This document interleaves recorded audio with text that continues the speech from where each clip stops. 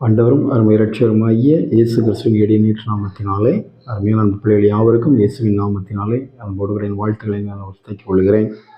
இந்த நாளிலும் கூட நாம் தியானிக்கும்படியாக நாம் தெரிந்து கொள்ளப்பட்ட வேத பகுதி பரிசுத்த மத்தேயு எழுதின சுவிசேஷம் 21ஆம் அதிகாரம் 22வது வேதவசனம். இந்த வேதவசனம் இவ்வாறு சொல்லுகிறது: மேலும் நீங்கள் விசுவாசம் உள்ளவர்களாய் ஜெபத்திலே எவைகளை கேட்பீர்களோ அவைகளை எல்லாம் பெறுவீர்கள் என்றார் என்று சொல்லப்பட்டிருக்கிறது.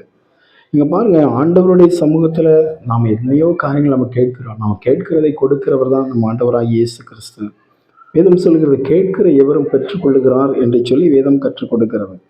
இன்னும் அதோடு கூட மாத்திரமல்ல, வேதத்தில் நம்ம பார்க்கிறோம், கேளுங்கள் அப்பொழுது உங்களுக்கு கொடுக்கப்படும் என்று சொல்லி. அப்போ ஆண்டவருடைய காரியங்கள் நம்ம பார்க்கிறோம்னு சொன்னா, ஆண்டவருடைய சமூகத்துல ஜெபத்தில் நம்ம எதையெல்லாம் கேட்கிறோமோ அவையெல்லாம் கர்த்தர் நம்ம கொடுத்து நம்மை ஆசீர்வதித்து வழிநடத்துகிற ஒரு தேவனாக இருக்கிறார். வேதம் சொல்லுகிறது, வானத்தின் பலகணிகளை திறந்து கொண்டு இடம் கொள்ளாமல் மட்டும் நமக்கு கொடுத்து ஆசீர்வதிக்கிற ஆண்டவர் என்று சொல்லி ஆண்டவருடைய ஆசீர்வாதங்களை குறித்து வேதம் நமக்கு கற்றுக் கொடுக்கிறதை நம்ம பார்க்கிறோம். களஞ்சியங்கள் பூரணமாய் நிரம்பக்கூடிய அளவுக்கு ஒரு குறைவில்லாத ஆசீர்வாதங்களை கர்த்தர் கொடுக்கிற ஒரு தேவனாக நம்ம இடத்துல இருக்கிறார் என்று சொல்லி நம்ம பார்க்கிறோம். அப்போ ஆண்டவரிடத்திலிருந்து தேவன் கொடுக்கிற ஆசீர்வாதங்களை நாம் சுதந்திரித்துக் கொள்ள வேண்டும் என்று சொன்னால் நாம் செய்ய வேண்டிய காரியம் என்ன? இந்த வேத வசனத்தின் அடிப்படையில் பார்க்கிற பொழுது, நீங்கள் விசுவாசம் உள்ளவர்களாய் ஜெபத்திலே எவைகளை கேட்பீர்களோ அவைகளையெல்லாம் பெறுவீர்கள் என்று சொல்லி. அப்போ விசுவாசத்தோடு தேவனுடைய சமூகத்தில் வருகிற பொழுது அவைகளை நாம கேட்கிறத கர்த்தர் கொடுக்கிறார் என்று சொல்லி வேதத்திலே பார்க்கிறோம்.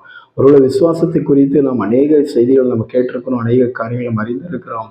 ஒருவேளை இன்றைக்கு நாம் தியானிக்க போகிறது என்ன அப்படின்னு சொன்னா, ஜெபத்தை குறித்து. ஜெபத்தில் நீங்கள் எவைகளை கேட்பீர்கள் என்று சொல்லப்பட்டிருக்காங்க. அப்ப ஜெபத்துல இன்னைக்கு நாம எப்படி கேட்கிறோம் அப்படிங்கிறத நம்ம ஆண்டவருடைய சிந்தைக்கு இந்த நாட்கள் நம்ம தியானிக்க போகிறோம். ஜெபம் என்பது எப்படி இருக்க வேண்டும்? ஒருவேளை இன்றைக்கு நம்ம செய்கிற ஜெபம் எல்லாமே ஆண்டவருடைய சமூகத்திற்கு முன்பாக அது சரியான ஒரு ஜெபமாக இருக்கிறதா என்று சொல்லி நம்ம பார்த்தோம்னு சொன்னா, நிச்சயம் அது மிகப்பெரிய ஒரு கேள்விக்குறியாகத்தான் இருக்கும். ஜெபம் என்பது என்ன? ஜெபம் என்பது எப்படி இருக்க வேண்டும் என்பதை நாம் சற்று ஆராய்ந்து பார்க்க வேண்டும். இன்னைக்கு ஒவ்வொருவரும் ஒவ்வொரு விதமான ஒரு ஜெபத்தை பண்ணுவாங்க. பொருத்தனைகள் வைத்து ஜெபம் பண்ணுவாங்க, சில உபவாசித்து ஜெபம் பண்ணுவாங்க, சில காரியங்களை மையமாக வைத்து ஜெபிப்பார்கள்.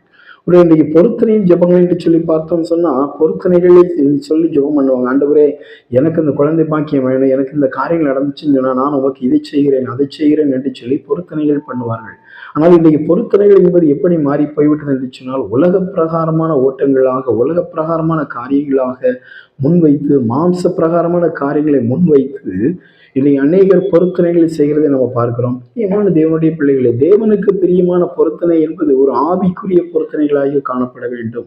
இன்னைக்கு ஆலயத்திலேயோ ஒரு சபையிலேயோ இன்னைக்கு பொருத்தனை இன்னைக்கு ஜெபம் பண்ணும்போது சொல்றாங்க, ஆண்டவரை சாட்சி சொல்லும்போது சொல்றாங்க, நான் இந்த காரியத்தை உங்களுக்கு செய்வேன் என்று சொல்லி நான் பொருத்தனை பண்ண, எனக்கு இந்த காரியங்களை கர்த்தர் செய்திருக்கிறார் என்று சொல்லி சிலர் இப்படி சிலர் ஆவிக்குரிய காரியங்களை முன்வைக்காதபடிக்கு உலக பிரகாரமான காரியங்கள், உலக பிரகாரமான ஆசீர்வாதங்களை, நான் இதை செய்வேன் அதை செய்வேன் எனக்கு நீ தாரும் என்று சொல்லி கேட்கிறோம். நான் கேட்டே அதை எனக்கு கர்த்தர் கொடுத்தார் என்று சொல்லி சாட்சி சொல்லுகிற பொழுது அது சற்று வேதனையாகத்தான் எனக்குள்ளே இருக்கும். ஒரு ஆவிக்குரிய காரியங்கள், ஆண்டவரை நீர் எனக்கு ஒரு குழந்தைக்கு பாக்கியத்தை நீங்க கொடுப்பீங்கன்னு சொன்னா, ஆண்டவரை அது உமக்கு பிரியமான பிள்ளைகளாக, உமக்கு உகந்த பிள்ளைகளாக, உமக்கு சாட்சியுள்ள பிள்ளைகளாக நான் வளர்ப்பேன், உமக்கு சாட்சியுள்ள பிள்ளையாக நான் வைப்பேன் என்று சொல்லி எந்த தாயோ ஒரு தகப்பனோ இன்றைக்கு ஆண்டவருடைய சமூகத்துல பொருத்தனை பண்ணி ஜெபிக்கிறார்களா என்று சொன்னால் அது ஒரு கேள்விக்குறியாகத்தான் இருக்கிறது. ஒருவேளை இன்றைக்கு ஆலயங்களில் சில சாட்சி சொல்கிற பொழுது கேட்கிற பொழுது சற்று வேதனையாக இருக்கும். ஆலயத்தில் நான் இந்த மாதிரி காரியங்கள், இந்த பண்டிகை நாட்களில் நான் இதை செய்வேன், இந்த விளக்குகளை வாங்கி வைப்பேன், அதை வாங்கி வைப்பேன், இதை வாங்கி வைப்பேன் என்று சொல்லி இப்படியாய் பொருத்தனை பண்ணுகிறேன் என்று சொல்லி அவர்கள் பொருத்தனை பண்ணுகிறார்கள். ஆனால் இந்த பொருத்தனைகள் தேவனுடைய சமூகத்தில் ஏற்புடையதாக இருக்குமா என்பதை சொன்னால் நிச்சயம் அது ஒரு கேள்விக்குரியது. ஒருவேளை இந்த ஜெபத்தை கர்த்தர் கேட்கிறார், நான் இல்லை என்று சொல்லவில்லை. நீங்கள் ஆலயத்துல ஒரு காரியங்கள் செய்வது தவறல்ல, ஒரு பொருத்தனைகள் செய்வது தவறல்ல. ஒருவேளை அந்த பொருத்தனைகள் ஒரு ஆவிக்குரிய பொருத்தனைகளாக இருக்குமே என்று சொன்னால், அந்த பிறந்து வருகிற அந்த குழந்தைக்கும் வளர்ந்து வருகிற அந்த குழந்தைக்கும் அது ரொம்ப பிரயோஜனம் உள்ளதாக இருக்கும் என்பதுதான் அது மிக உகந்ததாக ஒரு காரியமாக இருக்கிறது என்பதை நாம் அறிந்து கொள்ள வேண்டும். பிரியமான என்னுடைய பிள்ளைகளே, பொருத்தனைகளின் ஜெபங்கள் ஒருபுறம் இருந்து கொண்டிருக்கிறது. இன்னொரு புறம் நம்ம பார்த்தோம்னு சொன்னா, இன்னைக்கு வேதத்தின் அடிப்படையில் இன்னொரு காரியங்களை நான் கற்றுக் கொடுக்க நான் விரும்புகிறேன். இன்னைக்கு பாருங்க, கர்த்தர் கற்றுக் கொடுத்த ஜெபம் என்று சொல்லி நாம் ஆலயத்திலே நம்ம சொல்றோம், பரமண்டலங்களில் இருக்கிற எங்கள் பிதாவே என்று சொல்லி நம்ம ஜெபம் பண்றோம். இது இயேசு கிறிஸ்து தன்னுடைய சீசர்களுக்கு கற்றுக் கொடுத்த ஒரு ஜெபம். இயேசு கிறிஸ்து தன்னுடைய சீசர்களுக்கு இந்த ஜெபத்தை கற்றுக் கொடுக்கிறார். அப்போ இங்க பாருங்க, அந்த ஜெபத்தினுடைய முதல் வரியில பரமண்டலங்களில் இருக்கிற எங்கள் பிதாவே என்று சொல்லி. ஒருவேளை இந்த காரியத்தை குறித்து நான் கடந்த சில நாட்களுக்கு முன்பாக ஒரு யூடியூப்ல ஒரு ஷார்ட்ஸ் நான் பார்க்கிற பொழுது அங்கு ஒரு அருமையான ஒரு தேவ ஊழியர் ஒரு நடந்த சம்பவங்களை அங்கு சுட்டிக்காட்டி பேசினது என்னுடைய உள்ளத்தில் சற்று ஆழமாக பதிய ஆரம்பித்தது. பாருங்க, ஒரு அருமையான ஒரு பிச்சைக்காரன் ஒரு வீட்டுக்கு முன்னால போய் நின்னுட்டு, ஐயா எனக்கு பிச்சை வேணும், எனக்கு ஆகாரம் வேணும், எனக்கு சாப்பிடுறது ஆகாரம் தாங்க அப்படின்னு சொல்லி போய் கேட்டாராம். அப்போ அந்த வீட்டுக்காரர் சொன்னாராம், நான் உனக்கு தேவையான ஆகாரத்தை நான் தாரேன்ப்பா, நீ என்னுடைய வீட்டுக்கு நீ பின்னால வா அப்படின்னு சொல்லி அழைச்சிட்டு போனாராம். என்னுடைய வீட்டுக்கு பின்புறமாக வா, பின்வாசல் வழியா நீ வா, பின்வாசலுக்கு வா அப்படின்னு சொல்லி கூட்டிட்டு போனாராம். அப்போ அது பாருங்க, அந்த வீட்டினுடைய அந்த நபர் வீட்டுக்கு பின்னால் அந்த பிச்சைக்காரரை அழைச்சிட்டு போய் பின்னால உட்கார வச்சுட்டு சொன்னாரா, நான் சொல்லக்கூடிய இந்த ஜெபத்தை நீ சொல்லிட்ட அப்படின்னு சொன்னா நான் உனக்கு ஆகாரம் தாரேன், உனக்கு நல்ல போஜனத்தை தாரேன் அப்படின்னு சொல்லி சொன்னார். அப்போ அந்த பிச்சைக்காரன், சரியா நீங்க என்ன சொல்றீங்களோ சொல்லுங்க, நான் அந்த ஜெபத்தை நான் பண்றேன் அப்படின்னு சொல்லி சொன்ன பொழுது அந்த பெரியவர் சொன்னாரா, பரமண்டலங்களில் இருக்கிற எங்கள் பிதாவே இதை நீ சொல்லு அப்படின்னு சொல்லி அந்த பிச்சைக்காரர் இடத்துல அந்த மனுஷர் சொன்னார், அந்த வீட்டுக்காரர் சொல்லி இருக்கிறார். அப்ப அந்த பிச்சைக்காரர் சொன்னாராம், பரமண்டலங்களில் இருக்கிற உங்கள் பிதாவை அப்படின்னு சொல்லிட்டு அந்த வார்த்தையை திருப்பி சொல்லி இருக்கிறார். அப்போ அவர் அந்த வீட்டுக்காரர் திருப்பி சொன்னாரா, இல்லப்பா பரமண்டலங்களில் இருக்கிற எங்கள் பிதாவே அப்படின்னு சொல்லி சொல்லுது, இல்ல பரமண்டலங்களில் இருக்கிற உங்கள் பிதாவே அப்படின்னு சொல்லி திருப்பி இந்த பிச்சைக்காரர் சொல்லி இருக்கிறார். அந்த வீட்டுக்காரர் மீண்டும் 3வது முறையாக சொன்னாராம், பரமண்டலங்களில் இருக்கிற எங்கள் பிதாவை நீ சொல்லுப்பா அப்படின்னு சொல்லி சொன்ன பொழுது மீண்டும் பிச்சைக்காரர் சொன்னாராம், பரமண்டலங்களில் இருக்கிற உங்கள் பிதாவே அப்படின்னு சொல்லிட்டு. அப்ப அந்த வீட்டுக்காரர் கேட்டார், ஏன்பா நீ இப்படி சொல்ல, நான் எங்கள் பிதாவை நான் சொல்றேன், உங்கள் பிதாவின்னு சொல்றிய, ஏன் அப்படி சொல்றேன்னு சொல்லி கேட்ட பொழுது அந்த பிச்சைக்காரர் சொன்னாரா, ஐயா பரமண்டலங்களில் இருக்கிற அந்த தேவன் சர்வ வல்லமை உள்ள தேவன், எல்லாருக்கும் ஒரு பொதுவான தேவனாக இருக்கிறார், உங்களுக்கும் ஒரு தேவன் எனக்கும் ஒரு தேவன்.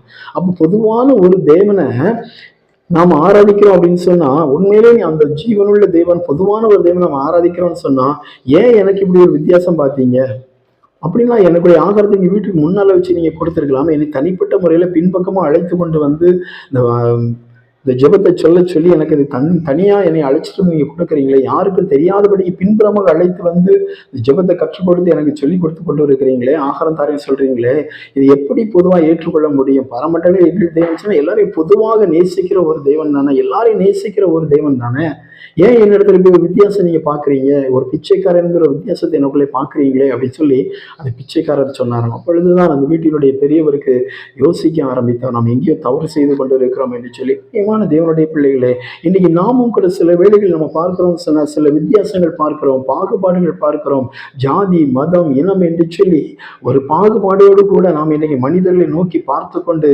தேவனுடைய சமூகத்தில் நாம் ஜெபிக்கிறோம் என்று சொன்னால் அந்த ஜெபம் தேவனுக்கு பிரியமான ஒரு ஜெபமாக இருக்க முடியாது என்பதை நாம் தெளிவாக அறிந்து கொள்ள வேண்டும். இன்னைக்கு ஜெபம் என்பது இப்படித்தான் இருந்து கொண்டிருக்கிறது.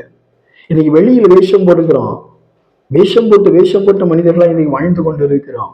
ஆனா உள்ளுக்குள்ளே இருக்கிற எண்ணங்கள், இருதயத்தில் இருக்கக்கூடிய எண்ணங்கள் வித்தியாசமானதாக இருக்கிறது.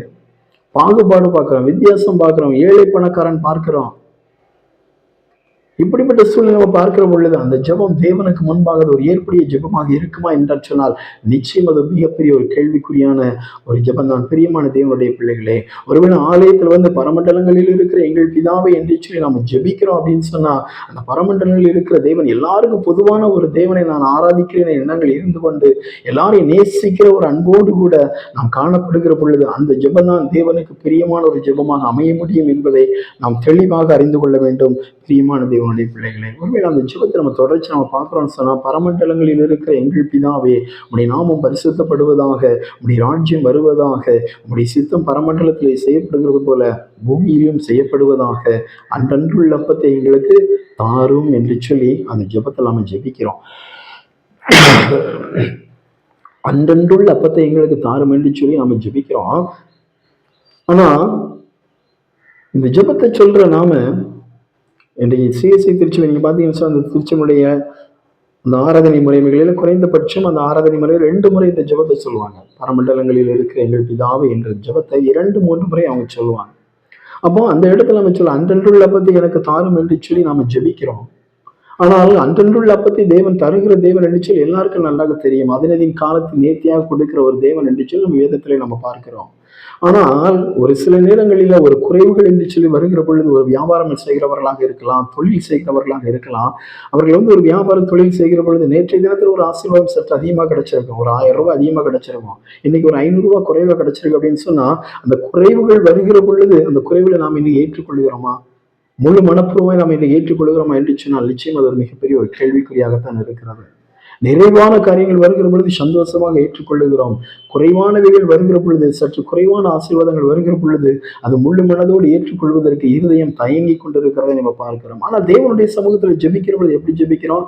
அன்றன்றுள்ள அப்பத்தை எனக்கு தாரும் என்று சொல்லி, எனக்கு இன்னைக்குரிய ஆசீர்வாதங்களுக்கு தாரும் என்று சொல்லி நாம் ஜெபிக்கிறோம். ஆனால் அந்த குறைவுகள் என்று சொல்லி வருகிற பொழுது, ஒருவேளை இன்றைக்குரிய ஆசீர்வாதம் என் பிள்ளைக்கு இது போதும் என்று சொல்லி கர்த்தர் நினைச்சு கொஞ்சம் குறைவா கொடுத்திருந்தாருன்னு சொன்னா, அந்த காரியங்களை முழு மனதை நாம் ஏற்றுக்கொள்கிறோமா என்று சொன்னால் நிச்சயம் அது மிகப்பெரிய ஒரு கேள்விக்குறியாகத்தான் இருக்கிறது. பிரியமான தேவனுடைய பிள்ளைகள், நீதிமொழியின் புஸ்தகம் 30ஆம் அதிகாரத்துல நீங்க பாத்தீங்கன்னு சொன்னா, அங்க சொல்ல 7 முதல் 9 வரை உள்ள வசனங்களிலே அங்கே சொல்லப்பட்டிருக்கிறத நம்ம பார்க்க முடியும். நீதிமொழிகளின் புஸ்தகம் 30ஆம் அதிகாரம் அங்கே 7 முதல் 9 வரை உள்ள வசனங்களை நீ வாசித்து பார்த்தீங்கன்னு சொன்னா, அங்கே சொல்லப்பட்ட 2 மனு உம்மிடத்தில் கேட்கிறேன், நான் மரிக்கும் பரியந்தமும் அவைகளை எனக்கு மறுக்காமல் தாரும். மாயையும் பொய் வசனிப்பையும் எனக்கு தூரப்படுத்தும். தரித்திரத்தையும் ஐஸ்வர்யத்தையும் எனக்கு கொடாதிருப்பீராக. நான் பரிபூர்ணம் அடைகிறதுனால் மறுதலித்து கர்த்தர் யார் என்று சொல்லாத படிக்கும், தரித்திரப்படுகிறதுனால் திருடி என் தேவனுடைய நாமத்தை வீணிலே வழங்காத படிக்கும், என் படியை எனக்கு அளந்து என்னை போஷித்தரலும் என்று சொல்லி எவ்வளவு அழகா அங்கே சொல்றாரு பாருங்க. யாக்கையின் குமாரனாகிய ஆகூர் என்று சொல்லக்கூடிய அந்த மனுஷன் அங்க அழகா சொல்றார். உபதேச வாக்கியங்களான்னு சொல்லப்பட்டிருக்கிறது.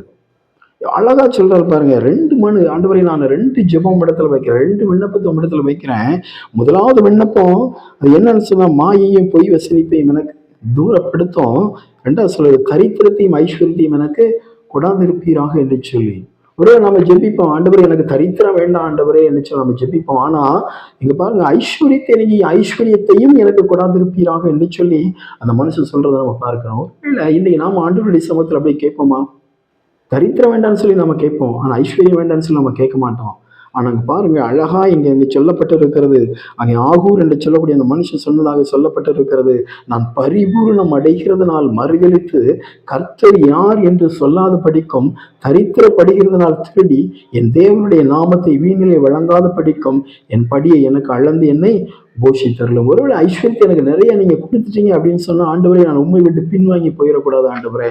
அந்த ஐஸ்வர்யத்தின் பெருமை, அந்த ஐஸ்வர்யத்தினுடைய மமதை எனக்குள்ளே வந்துருச்சுன்னு சொன்னா, ஆண்டவரே நான் உண்மை விட்டு தூரம் போயிடக்கூடாது, கர்த்தர் யாரும் நான் கேட்டக்கூடாது, அதனால எனக்கு அந்த ஐஸ்வர்யம் நிறைய வேண்டாம் ஆண்டவரே.